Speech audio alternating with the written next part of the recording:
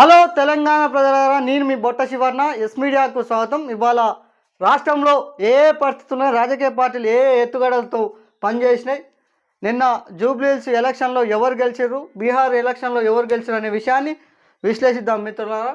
మొదటగా ఆంధ్రజ్యోతి ప్రధాన వార్తలు చూసే ప్రయత్నం చేద్దాం. అదేవిధంగా సాక్షి, ఈనాడు ఒకే వార్త వచ్చిన దాన్ని ఒకేసారి విశ్లేషించే ప్రయత్నం చేద్దాం మిత్రులారా. జూబ్లీహిల్స్పై కాంగ్రెస్ జెండా. ఉప ఎన్నికలో హస్తం పార్టీ విజయభేరి 24,729 ఓట్ల మెజారిటీతో గెలుపొందిన నవీన్. నాడు మాగంటి యాట్రిక్, నేడు ఆయన భార్య ఓటమి. రాజధానిలో మరో సిట్టింగ్ స్థానాన్ని కోల్పోయిన బీఆర్ఎస్ డిపాజిట్లు దక్కించుకొని బీజేపీ. దీపక్ రెడ్డి మళ్ళీ చిక్కెదురు. 16 ఏళ్ల తర్వాత జూబ్లీహిల్స్ హస్తగతం. నాడు కంటోన్మెంటు, నేడు జూబ్లీహిల్స్ జోష్లో కాంగ్రెస్ పార్టీ అని చెప్పి నిన్న గత నెల రోజులుగా ఉత్కంఠభరితంగా సాగిన పోరులో బీసీ వాదం 100% గెలిచిందని చెప్తా. ఈడ రేవంత్ రెడ్డిని చూసో లేకపోతే ఈ మనగాని మంత్రం చూసో జూబ్లీహిల్స్ ప్రజలు ఓటు వేయలేదు. 100% నవీన్ యాదవ్ను అన్న చిన్న శ్రీశైలం యాదవ్ చూసి మాత్రమే ఓట్లు వేసారన్న విషయాన్ని మరొక్కసారి తెలియజేస్తున్నా. ఎందుకంటే తెలంగాణ రాష్ట్రంలో బీసీ వాదం బలంగా వీస్తుంది. బీసీలు ఒక బీసీ అభ్యర్థిని గెలిపించుకోకపోతే రేపు పొద్దుగాల బీసీ వాదమే లేదని చెప్పి నష్టపోయే అవకాశం ఉందని చెప్పి బీసీలందరూ కలిసి నవీన్ యాదవ్ను 24,700 అంటే వీళ్ళు అనుకుంటుండొచ్చు మా రెండు సంవత్సరాల పాలన చూసి ప్రజలు ఓట్లేసారు అనుకుంటుండొచ్చు, కానీ రేవంత్ రెడ్డి ప్రభావం శూన్యం. ఈడ హిట్ ఎవరంటే మా యాదవ్ బిడ్డ నవీన్ యాదవ్, చిన్న శ్రీశైలం యాదవ్ సంబంధించినది ఈ గెలుపు తప్ప కాంగ్రెస్ గెలుపు కాదనే విషయాన్ని మరొకసారి తెలియజేస్తున్నాం. ఏమంటుండు రేవంత్ రెడ్డి, కేటీఆర్ అహంకారం తగ్గించుకోవాలని చెప్పి రేవంత్ రెడ్డి అంటుండు. వాస్తవానికి కూడా నువ్వు కూడా తగ్గించుకోవాలి. రేవంత్ రెడ్డికి ఏం చెప్తున్నావు అంటే, తెలంగాణ ప్రజలు కూడా నీ అహంకార మాటలు కూడా తగ్గించుకోవాలి. ఒక్కొక్క నెలలో ఒక్కొక్క తిట్లు దండకం అందుకొని ఒకసారి చీల్చి మెడలు పేగులు వేసుకుంటాం అంటాం, ఒకసారి చెత్తనా కొడుకులు అంటాం. అది ఒక ముఖ్యమంత్రి హోదాలో ఉండి మాట్లాడే భాషలాగా కనిపిస్తలేదు. గతంలో కేసీఆర్ కూడా తిట్టేది, కానీ ఆ తిట్లకు ఒక అర్థం ఉండేది. కానీ ఏమో అన్నీ పచ్చిబూతులు. మరి నిన్ను చూసి ఏం నేర్చుకోవాలనో తెలియట్లేదు తెలంగాణ యువత. మరి నీ బాటలో నేను కూడా ప్రయాణించాలనుకుంటున్నాను. రేవంత్ రెడ్డి గారు, కేటీఆర్ సెల్ఫ్ గోల్ అంట. ఉప ఎన్నిక కాంగ్రెస్ సర్కారును రెఫరెండం అని ప్రకటన. అధికార పార్టీ కంటే ముందే తాను సవాల్ విసిరిన ఓడిపోయిన బీఆర్ఎస్ అని చెప్పి ఒక వార్త రావడం జరిగింది. ఇంకొక మరి సందులో సడేమి అన్నట్టు అక్క కవిత కూడా ఏమో కర్మ ఇట్స్ బ్యాక్ అంట. ఉప ఎన్నికల ఫలిత తర్వాత ఎక్స్లో కవిత పోస్ట్ అంట, తప్పు చేసే ఎవరినైనా గట్టిగా చెప్తా, అందుకే నన్ను సాగనంపారని చెప్పి మెదక్ జిల్లా పర్యటనలో వ్యాఖ్యానించారంట. దానికి సంబంధించిన వార్త. అదే వార్తను సాక్షి దినపత్రికలో ఏమైందో ఒక్కసారి చూసే ప్రయత్నం. జూబ్లీహిల్స్ కాంగ్రెస్కే ఉప ఎన్నికలో ఘన విజయం. బీఆర్ఎస్ అభ్యర్థి మాగంటి సునీతపై 24,729 ఓట్ల తేడాతో గెలిచినట్టు. అదేవిధంగా బీజేపీ అభ్యర్థి దీపక్ రెడ్డి డిపాజిట్ గల్లంతు. ప్రతి డివిజన్లో కాంగ్రెస్ పూర్తి మెజార్టీ అంటూ 10 రౌండ్లలోనూ ఆధిక్యం ప్రదర్శించిన హస్తం పార్టీ అని చెప్పి కాంగ్రెస్ పార్టీ కలిసి వచ్చిన మజిల్స్ వామపక్ష మద్దతు. బీఆర్ఎస్కు కలిసి రాని సెంటిమెంటు, మైనార్టీ బస్తీవాసుల ఓట్లు పొందడం విఫలమయ్యారని చెప్పి ఒక వార్త రావడం జరిగింది. 100% ఒకటి మా బిడ్డ ఎవరైతే ఉన్నారో నవీన్ యాదవ్ను చూసి మాత్రం ఓట్లు వేసారు. దాంతోపాటుగా మజిల్స్ పార్టీ కానీ అదేవిధంగా వామపక్ష మద్దతు కూడా ఏంటంటే రేవంత్ రెడ్డిని చూసి వాళ్ళు మద్దతు ఇవ్వలేదు. ఇప్పుడు మజిల్స్ పార్టీ అయినా మరో పార్టీ అయినా ఇవాళ ఒకవేళ వామపక్షాలు ఏమనుకున్నాయంటే, రేపు పొద్దుగాల ఓ బీసీ అభ్యర్థికి ఇవ్వకపోతే మా చిత్తశుద్ధి ఏందో తెలియక మళ్ళీ డైలంలో పడతామని చెప్పి వాళ్ళైనా వీళ్ళైనా మద్దతు ఇవ్వడం జరిగింది. 100% 24,000 మెజార్టీ అంటే మామూలు మెజార్టీ ఏం కాదు. ఇది కాంగ్రెస్ పార్టీ మీద ఉన్న ప్రేమ అయితే అసలుకే కాదు. మరో వార్త చూసే ప్రయత్నం చేద్దాం. దీన్ని చూసి కూడా ప్రతిపక్షాలు కొంత ఆలోచన చేసుకోవాల్సిన అవసరం ఉన్నది. బీజేపీకి డిపాజిట్లు రాకుండా పోవడానికి ఒక కారణం ఉన్నది. మీరు బీసీలకు 9th షెడ్యూల్లో పెట్టిస్తే మీ వాతావరణం ఇక్కడ డిపాజిట్ గల్లంత అయ్యే పరిస్థితి ఉందా? ఓ బీసీ ముఖ్యంగా వీళ్ళు బీసీలకు వ్యతిరేకం బీజేపీ పార్టీ 100%. ఎందుకు వ్యతిరేకం అంటే నువ్వు ఈడ ఓ బీసీ అభ్యర్థిని ఎమ్మెల్యే అభ్యర్థిగా పెట్టవచ్చు కదా, ఎందుకు పెట్టలేదు? 9th స్టేట్లో ఎందుకు పెడతలేవు? గవర్నర్ కాడ ఆమోదం ఎందుకు ఇస్తలేవు? రాష్ట్రపతికి ఎందుకు పంపించట్లేదు? ఇదంతా పార్లమెంట్లో ఎందుకు మీ వాయిస్ వినిపిస్తలేదు బీసీ కోసం? అందుకే ఈడ బీసీ అభ్యర్థిని బలంగా గెలిపించిన విషయాన్ని మరొకసారి నమ్మాల్సిన అవసరం. ఈనాడు ఏం చెప్తుందో ఒక్కసారి చూసే విజయాస్త జూబ్లీహిల్స్ ఉప ఎన్నికల్లో కాంగ్రెస్కే పట్టమంట. 24,000 అది ఇక మెజార్టీ చూపెడుతుంది. సిట్టింగ్ స్థానాన్ని నిలబెట్టుకోలేకపోయినా బారాస డిపాజిట్ కోల్పోయినా అని చెప్పి మరి ఏమంటుండు ఒక్కసారి మళ్ళీ రేవంత్ రెడ్డి ఏమో అంటుండు, దాన్ని చూసే ప్రయత్నం చేద్దాం. ఈ గెలుపు మా బాధ్యత పెంచిందంట. పెంచుడు కాదు, 100% ఇంకా తెలంగాణ ప్రజలకు మళ్ళా నువ్వు రుణపడి ఉన్నావు, లేకపోతే నీ సీటే పోవు.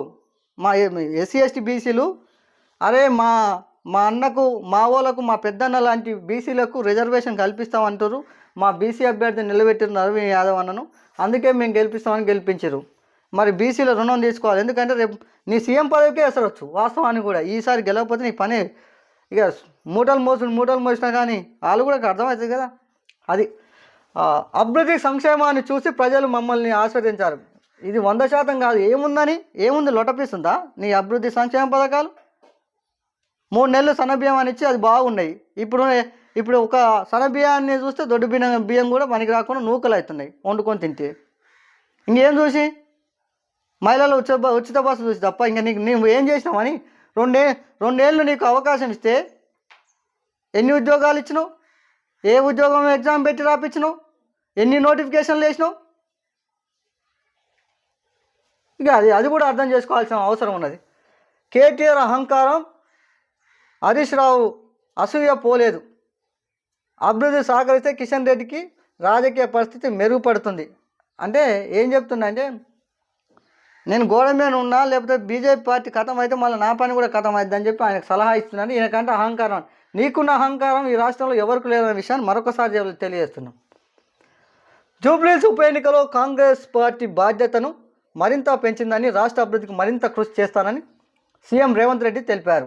2 ఏళ్లుగా ప్రజాప్రభుత్వం చేపడుతున్న అభివృద్ధి సంక్షేమ కార్యక్రమాలను ఆశీర్వదించడం లభించడంతో 51% ఓట్లు వచ్చాయని, డిసెంబర్ నాటికి 2047 విజన్ డాక్యుమెంట్ సిద్ధం చేయనున్నట్లు ప్రకటించారు. రానున్న 2 ఏళ్ల రాష్ట్రాన్ని మరింత అభివృద్ధి చేసేందుకు ముందుకు కలిసి రావాలని ప్రతిపక్షాలకు పిలుపునిచ్చిందంట. పిలిపించేటోడు ఒకసారైనా అఖిలపక్షాన్ని పిలిచి మీటింగ్ అని పెట్టాలి కదా, సలహాలు సూచనలు తీసుకోవాలి కదా. ఏం మరిగా ఒకసారి పెట్టిండి అనుకుంటా ఏదో. కానీ ఇంత పెద్ద బీసీ ఉద్యమం నడుపుతున్నప్పుడు కూడా ఒకసారి కూడా ప్రతిపక్షాలను పిలిచి వాళ్ళ అభిప్రాయాలు తెలుసుకునే ప్రయత్నం చేయలేదు. ఫలితంపై ఆత్మవిమర్శ చేసుకున్నామని కేటీఆర్ 100% చేసుకోవాల్సిందే. జనాలంతా ఆశగా ఎదురు చూస్తున్నారు పార్టీని ఎప్పుడు ఓడగొట్టాలని. రేపు స్థానిక సంస్థలు ఎలక్షన్లు వస్తే వీళ్ళ కథ రేపు పొద్దుగాల బీసీలకు 42% రిజర్వేషన్లు తీసుకురాకుండా పార్టీ పరంగా ఇస్తామని చెప్పి రేపు 17వ తారీఖు నాడు మళ్ళీ క్యాబినెట్ మీటింగ్ ఉంది. పార్టీ పరంగా ఇస్తామని చెప్పి సాకులు చెప్పి బయట పడితే బిడ్డ మీ సంగతే చూస్తారు. కాంగ్రెస్ వాళ్ళ సంగతి మిమ్మల్ని భర్త పట్టుకొని పచ్చిబరుగు పట్టుకొని ఇంకా ఈపులు వలిందాక కొడతారు. మజిల్స్ అండతోనే కాంగ్రెస్ గెలిచిందని చెప్పి ఇక ఈయనకి మరి ఆయనకే తెలియాలి. కానీ ఇది మిత్రులారా, 100% ఎస్సీ ఎస్టీ బీసీ మైనార్టీలే అక్కడ విజయానికి కీలక పాత్ర పోషించారు. నవీన్ యాదవ్ని గెలిపించడానికి క్రియాశీలక పాత్రలో 100% యాదవ్ బిడ్డను చూసి మాత్రమే ఓట్లు వేసారన్న విషయాన్ని మరొకసారి తెలియజేస్తున్నాం. బీసీలకు 42% రిజర్వేషన్ ఇవ్వకుండా నువ్వు రేపు పొద్దుగాల స్థానిక సంస్థల ఎలక్షన్ కదా బిడ్డ నిన్ను ఎట్లా చేయాలో అట్లా చేస్తారు. ఈ ఫలితాన్ని చూసి మురిసిపోకు. 100% నీ వల్ల ఈ తెలంగాణ ప్రజలకు ఏం ఒరిగింది పోయింది. ఇంకొక వార్త చూసే ప్రయత్నం చేద్దాం మిత్రులారా. ఆంధ్రజ్యోతిలో అదే వార్త, బీహార్ ఎన్నికలకు సంబంధించిన వార్తను ఒకసారి చూసే ప్రయత్నం చేద్దాం. డబుల్ సెంచరీ బీహార్లో ఎన్డీఏ ప్రభంజనం. మొత్తం 243 సీట్లకు గాను 202 చోట్ల గెలుపు, 89 చోట్ల అతి పెద్ద పార్టీగా బీజేపీ, జేడీయూ 85. మోదీ మ్యాజిక్ పాలించిన నితీష్ అభివృద్ధి మంత్రం. నితీష్కు మహిళలు, బీసీల మంగళహారతులు. కూటమి విజయంతో చిరాగ్ పాస్వాన్కి కీలక పాత్ర. ముస్లిం మైనార్టీ ప్రాంతాలలో బీజేపీ గెలుపు. మహాగట్టి దెబ్బ 35 సీట్లకే పరిమితం. బీహార్లో ఇంకా వీడని జంగిల్ రాజ్ భయం. 6 సీట్లకే కాంగ్రెస్ పరిమితం. మజిల్స్ ఖాతాలో 5 సీట్లు అని చెప్పి సీఎం మరోసారి నితీష్ కుమారే సీఎం అని చెప్పి ఒక వార్త రావడం జరిగింది. వాస్తవానికి కూడా దేశ పరిస్థితులను బట్టి కాంగ్రెస్ పార్టీ కూడా మారాల్సిన అవసరం. ప్రతిపక్షాలు బలంగా లేకపోవడమే ఇక్కడ బీహార్లో గెలవడానికి ఆస్కారం ఉన్నది. ప్రతిపక్షాలు మీరు చేసే పాత్ర గట్టిగా బలంగా ఉంటే దేశ ప్రజలు విరక్తి చెంది ఉన్నారు. ఏం చేసిందని ఈ దేశానికి? ఏమన్నా యూనివర్సిటీలు తెచ్చిందనా? బీజేపీని గెలిపిస్తారు? ఏమన్నా సైనికులకు కావాల్సిన ఆయుధాలను అందిస్తుందనా? అదేవిధంగా ఒక నవోదయ స్కూల్ తెచ్చిందనా? లేకపోతే యువతకు సంవత్సరానికి 2 కోట్ల ఉద్యోగాలు ఇచ్చిందనా? దేని గెలిపిస్తారు? కానీ ప్రధానంగా ఈ దేశంలో ప్రతిపక్షాలు విఫలమవుతున్నాయి. 100% బలంగా ప్రచారం చేయడంలో, బలంగా పార్టీలను ముందుకు తీసుకుపోవడంలో విపక్షాల పాత్ర శూన్యం. కాంగ్రెస్ పార్టీ మరీ దారుణంగా ఉంది. దేశంలో అతిపెద్ద పార్టీగా అనుకుంటున్న కాంగ్రెస్ పార్టీ విఫలం అవడం వల్లనే ఇవాళ బీజేపీ ప్రభుత్వం 11 ఏళ్ళుగా తమ పాలన కొనసాగిస్తుంది. ఏమి లేదు, దేశానికి చేసింది ఏమి లేదు. హిందుత్వం పేరుతో ఓట్లను దండుకొని దేశాన్ని చీల్చే పనిలో ఉన్నారు. అంతే తప్ప ముస్లిం మైనార్టీల పేర్లు చెప్పి వాళ్ళకు ఓట్లు వేయొద్దని చెప్పి ఆ కారణాలతో గెలుస్తున్నారే తప్ప దేశాన్ని అభివృద్ధి చేసింది కాదన్న విషయాన్ని మరొకసారి తెలియజేస్తున్నాం మిత్రులారా. అందుకే దయచేసి విపక్షాలు కూడా బలంగా పనిచేయాలి. ప్రజా సమస్యలను, ప్రజా గోడ్ను జనాలకు తీసుకుపోయే ప్రయత్నం చేయాలి. ఒక వాతావరణాన్ని కల్పించాలి. అట్లయితేనే దేశం నమ్ముతుంది. ఈయన రాజ్యాంగాన్ని పట్టుకొని, రాహుల్ గాంధీ రాజ్యాంగాన్ని పట్టుకొని తిరుగుతున్నాడు తప్ప రాజ్యాంగంలో ఏదైతే సూత్రాలు ఉన్నాయో ఆ సూత్రాలను పాటించడంలో కాంగ్రెస్ పూర్తిగా విఫలమవుతున్నది. చెప్పడం ఒకటి, చేయడం ఒకటేసరికి ప్రజలు కూడా కాంగ్రెస్ పార్టీని నమ్మే పరిస్థితులు దేశంలో. చలో ఏమైంది బీహార్ తీర్పులో ఏమైంది? ఎన్డీఏ కూటమికి అంట బీజేపీకి 89, జేడీయూకు 85, ఎల్జేపీకి 19, ఇతరులకు 9 సీట్లు వచ్చాయంట. అదేవిధంగా మహాగార్ బంధన్కి ఏమో ఆర్జేడీకి 25, కాంగ్రెస్కు 6, ఇతరులకు 4 అంట. మజిల్స్ ఒకటి, బీఎస్పీ కూడా ఒకటి. ఇక్కడ బీఎస్పీ కూడా ఒక స్థానం గెలిచింది. అంటే మాయావతి గారికి బీహార్లో కూడా ఒక స్థానం ఉందని అర్థం. ఇది బీహార్ ఎస్సీ ఎస్టీ బీసీలు కూడా మాయావతి గారి నాయకత్వాన్ని కూడా ఇక్కడ కూడా కోరుకుంటారు అనే విషయాన్ని మరొకసారి తెలియజేస్తున్నాం. సారీ సార్, ఓటర్ జాబితా సవరణపై రాహుల్ గాంధీ పోరాటం ప్రభావం శూన్యమంట. ఓట్ చోరీ విమర్శలను పట్టించుకొని ఓటర్లు రాహుల్ యాత్ర చేసిన అన్ని సీట్లను ఓటమి. ఎన్నికల ఫలితాల నుంచి ఎన్నికలలో తొలి నుంచి అక్రమాలే అని చెప్పి ఇంకో చూసినావా? దేశానికే యువకర్తను నేను, దేశంలో అన్ని పార్టీలు గెలవడానికి నేనే మనగానని చెప్పి పీకే సొంతంగా పార్టీ పెడితే ఆయన కూడా 0. జనాలు తలుచుకుంటే ఎంత తోడైనా కాలగర్భంలో కలవాల్సిందే. ఎంత స్టాటిస్టిక్ అని చెప్పి ఏదో నేను అన్ని పార్టీలను దేశంలో అధికారంలో తీసుకొచ్చాను అనేక మాటలు చెప్పిండు. చూడు, నిజాయితీ గల ఆఫీసర్కి ఏం లాస్ట్కి జరిగేది ఏంటంటే, నిజాయితీగా ఈ దేశంలో మాట్లాడితే జరిగేది ఏంటంటే ఇదే. పరకమని ఫిర్యాదుదారుడు సతీష్ కుమార్ అనుమానాస్పద మృతి అంట. రైలు పట్టాల పక్కన విగతజీవిగా సిఐ తలకు గాయాలు. అదే కేసులో విచారణకు ఏపీలో గుంతకల్ నుంచి తిరుపతికి రైల్లో వెళ్తుండగా ఘటన. తాడిపత్రి సమీపం మృతదేహం. మృతులపై అనుమానాలు. పోలీసులకు సతీష్ భార్య ఫిర్యాదు. ఆసుపత్రి వద్ద బంధువులు, సంఘాల ఆందోళన అంట. నీతిగా నిజాయితీగా ఏదైనా చేయాలి ఒక ఆఫీసర్ అంటే రాజకీయ ఒత్తిళ్లతోటి చనిపోయిండు. అంతిమంగా మిగిలేది ఏంటంటే నీతికి నిజాయితీకి గోరు కట్టడం అని అర్థం. ఎవడెవడైతే ఈ దాంట్లో ఎవడెవడైతే ఈ కేసుకు సంబంధం ఉందో వాళ్ళందరినీ తీసుకుపోవాల్సిందే. జైల్లో చట్టం పరంగా ఏ అయితే శిక్షలు ఉంటే ఆ శిక్షలు అమలు చేయాల్సిన అవసరం ఉన్నది. అంటే నిజాయితీగా నీతిగా పనిచేస్తే అంతిమంగా చావేనా? అంటే ఈ దేశంలో నీతిగా నిజాయితీగా పనిచేసే ఆఫీసర్లు ఉండొద్దనా ఈ మరణానికి కారణం? దీన్ని కూడా అర్థం చేసుకోవాల్సిన అవసరం ఉంది మిత్రులారా. కలిసికట్టుగా కాంగ్రెస్ విజయం అని చెప్పి అంతా దానికి సంబంధించిన వార్తనే. ఇంకా కొత్తగా ఏమొచ్చిందని చూసే ప్రయత్నం చేద్దాం సాక్షి దినపత్రికలో.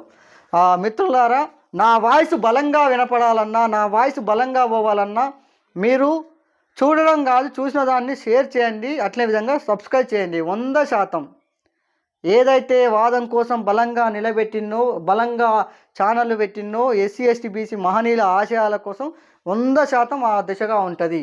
ఇవాళ నేను కొంత మానిటేషన్ అయితే నేను ఏం మాట్లాడినా కొంత ఇబ్బంది ఉండదు. కాకపోతే రిపోర్ట్లు కొడుతున్నారు, లైక్ లేకపోవడం, రిపోర్ట్లు కొట్టడం వల్ల ఆ రోజు రోజుకు వ్యూస్ తగ్గే పరిస్థితులు ఉన్నాయి. దయచేసి మీరు షేర్ చేయండి, 100% లైక్ చేయండి, మీ ప్రాంత సమస్యలను కామెంట్ చేయండి. 100% మీ వైపు మాట్లాడే ప్రయత్నం జరుగుతుంది. నా గొంతు మూగబోయే ప్రయత్నంలో కాంగ్రెస్ బీజేపీ 100% రిపోర్ట్లు కొట్టే పనిలో ఉన్నారు. దయచేసి లైక్ చేయండి. కష్టపడిన కలిసి రాందని చెప్పి భాజపా కష్టపడుతుందంట. బీహార్లో ఇటు, జూబ్లీహిల్స్లో ఫట్ అని చెప్పి బీజేపీకి సంబంధించిన వార్త. ఇక ప్రజా తీర్పును గౌరవిస్తామని చెప్పి వర్కింగ్ ప్రెసిడెంట్ కేటీఆర్ అన్నాడంట.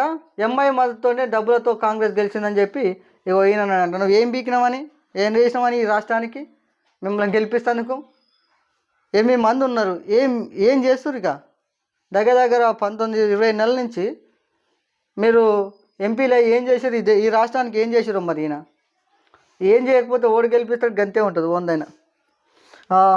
రేడియో వింటారా, రైస్ తింటారంట. బుద్ధి ఉండాలి కదా. దేనికి ఇది?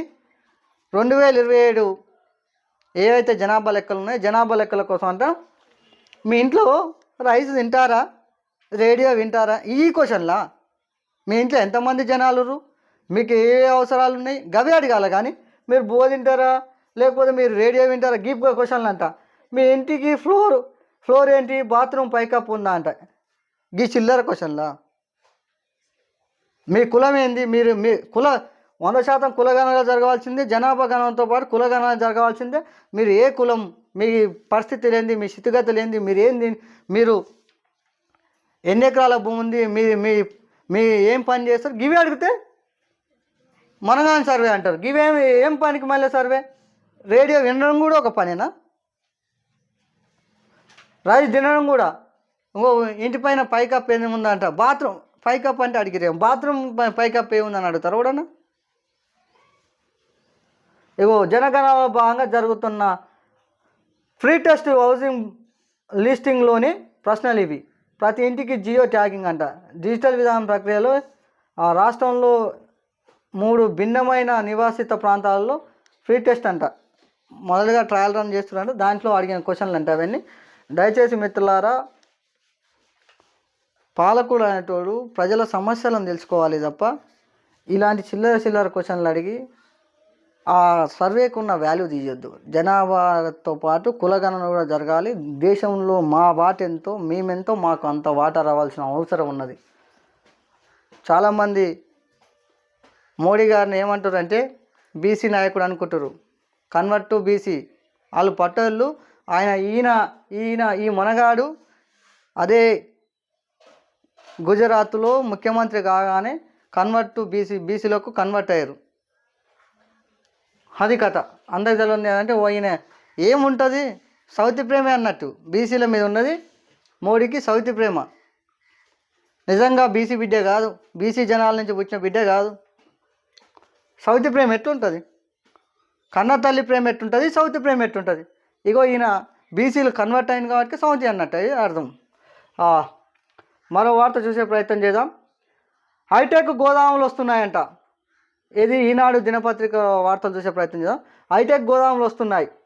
26 చోట్ల నిర్మాణానికి 2,295 కోట్లు నిల్వ సామర్థ్యం, 2.91 లక్షల టన్నులంట.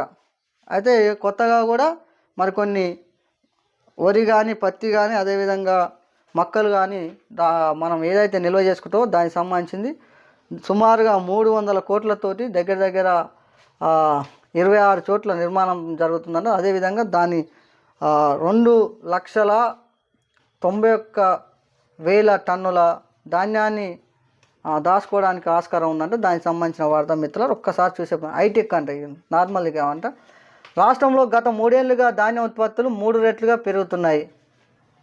ఒక 24-25 సంవత్సరంలోనే 190 లక్షల టన్నుల ధాన్యం, 29 లక్షల టన్నుల పత్తి, 30 లక్షల టన్నుల మక్కలు, 20 లక్షల టన్నుల ఇతర పంటలు దిగుబడి వచ్చాయి. మరోవైపు వీటి నిల్వ సరిపడ గోదాములు లేవు కారణంగా రైతులు ఏటా తీవ్ర ఇబ్బందులు పడుతున్నారు. పంట తడిసిపోవడం, తేమ పెరగడం, ఎలుకలు పురుగులతో నష్టం జరుగుతున్నది.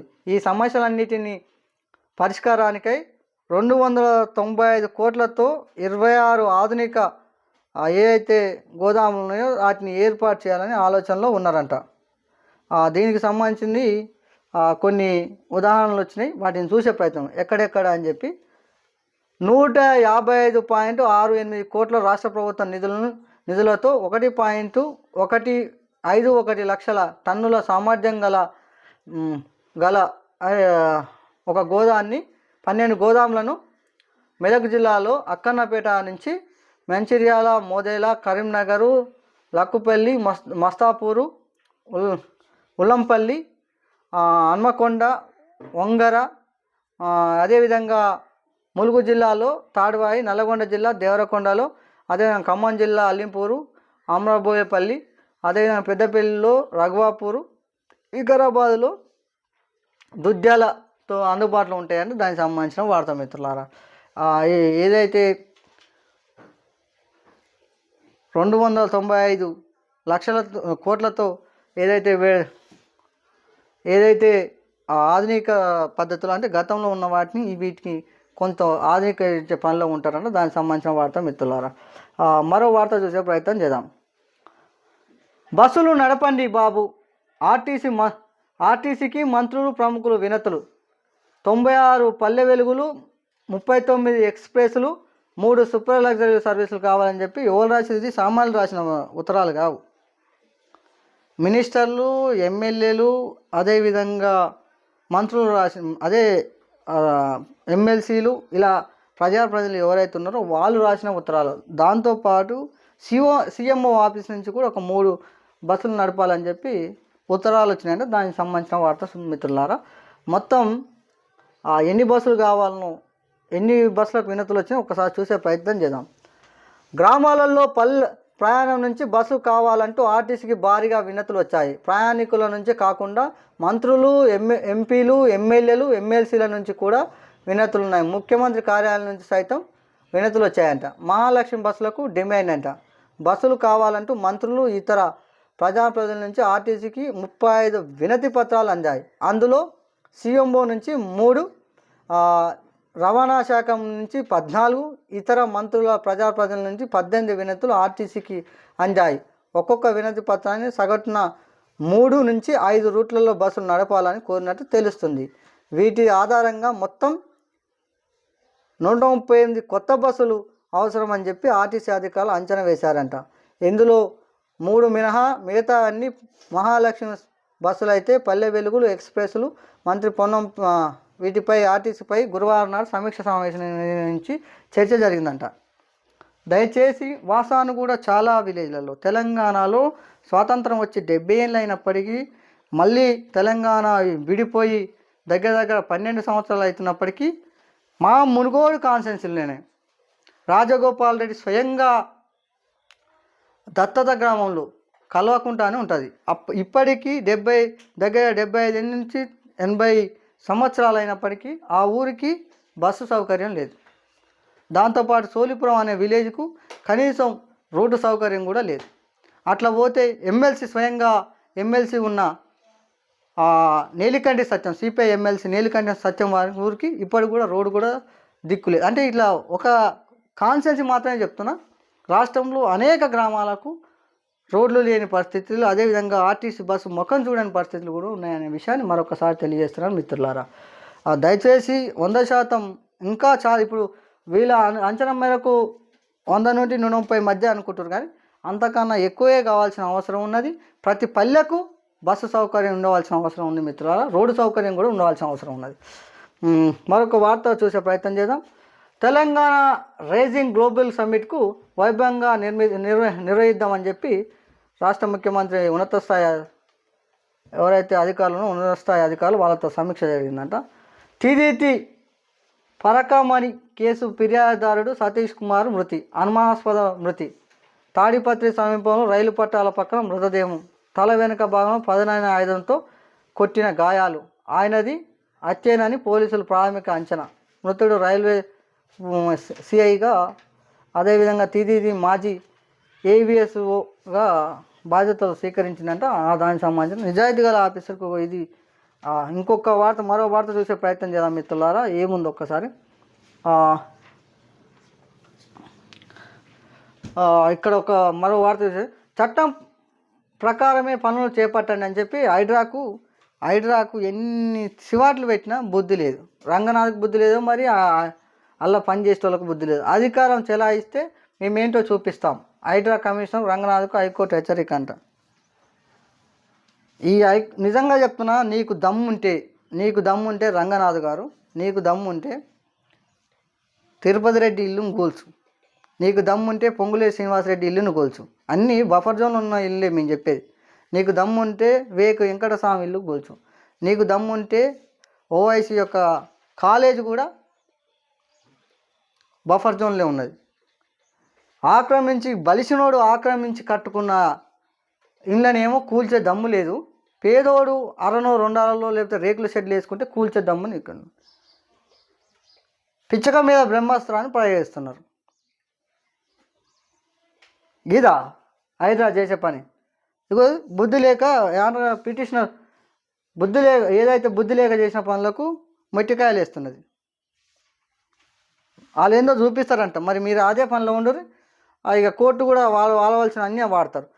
కిషోర బాలికలతో స్నేహ సంఘాలు అని చెప్పి 15 నుంచి 18 ఏళ్ళ వారితో ఏర్పాటు అంట. రాష్ట్ర వ్యాప్తంగా 6138 సంఘాలు ప్రారంభం అని చెప్పి ఒక వార్త రావడం జరిగింది. ఎవరైతే 15 సంవత్సరాల నుంచి 18 సంవత్సరాలు ఎట్లయితే మహిళా సంఘాలు ఉన్నాయో, దాంతోపాటు కిషోర బాలికలకు కూడా ఒక మహిళా అంటే సంఘాలు లాంటి ఒక సంఘాలు పెడతారంట. స్నేహ సంఘాలు అని చెప్పి దాని పేరు పెట్టారు. స్నేహ సంఘాల పేరుతో దగ్గర 6138 సంఘాలు ఆల్రెడీ ఏర్పాటు చేశారంట. దానికి సంబంధించిన వార్త మిత్రులారా. పత్తి వాస్తవ దిగుబడి ఎంత అని చెప్పి, ఎకరానికి ఎంత అని చెప్పి జిల్లాల వారీగా సర్వే చేయించామంటే ఒక్కసారి చెప్తున్నా, ఆల్రెడీ సగం మంది దళాలు, అదేవిధంగా సగం పత్తి కంపెనీలు ఏవైతున్నాయో కొనడం జరిగింది. ఇవాళ ఇందులో సడలింపులు చేసినా రేపు 17వ తారీఖుని మళ్ళీ బంద్ అంట. ఆ సడలింపులు వచ్చిన ఇందులో ఆల్రెడీ సగం కంపెనీలు ఆల్రెడీ కొన్నాయి తేమ శాతం పేరుతో. నిన్న ఇంకా మరీ దారుణం ఏంటంటే, అందరికీ 12% తేమ వస్తే 8,110 రూపాయలు అనుకున్నాం. కానీ ఆడ అది కాదు, 8% వస్తే మాత్రమే 8,110 రూపాయలు తేమ శాతం వస్తే. అదేవిధంగా 12% వస్తే కేవలం 7,668 రూపాయలు ఎంతో ఉన్నది సుమారుగా. అంటే ఎంత మోసం! రైతులను రాజులు చేశాడంటే ఇదేనా? పేరుకేమో పెద్ద పెద్ద మాటలు చెప్పుకుంటూ ప్రతి పింజా వరకు కొంటాం, ప్రతిదీ కొనడానికి మేము సిద్ధంగా ఉన్నామని పెద్ద పెద్ద స్టేట్మెంట్లు ఇస్తారు జౌళి శాఖ కూడా, ఇక్కడ ఉన్న వ్యవసాయ మినిస్టర్ కూడా. కానీ అంతిమంగా రైతులను మోసం చేసే తప్ప ఏమీ లేదు. రైతును రాజు చేసేది లేదు, రైతును అడక తినటోనే చేస్తున్నారు తప్ప ఏమీ లేదు అనే విషయం. ఫిబ్రవరి 10 నుంచి 16 మధ్య టెట్ ఫలితాలంట. అందశ్రీ కుమారునికి డిగ్రీ అధ్యాపక కొలువు ఇచ్చారంట. దానికి సంబంధించిన వార్త మిత్రులారా. ఇది తెలంగాణలో కానీ దేశంలో కానీ ఏ రాజకీయ పార్టీ ఏ ఆట ఆడుతుంది, ఎస్సీ ఎస్టీ బీసీలు ఎటువైపు ఉండాలనే విషయాన్ని మరొకసారి తెలియజేస్తూ, దయచేసి నాకు ఈ అవకాశాన్ని ఇచ్చిన మీ అందరికీ ప్రత్యేక ధన్యవాదాలు తెలియజేస్తున్నాను మిత్రులారా.